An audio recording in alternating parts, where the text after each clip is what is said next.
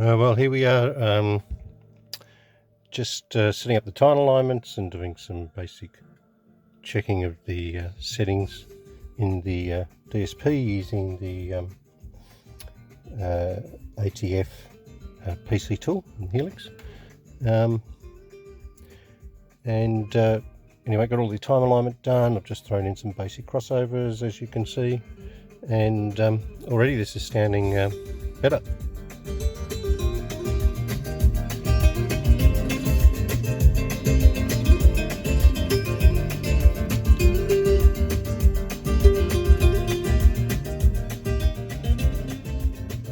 So I'll go and do some more work and see you in the next video.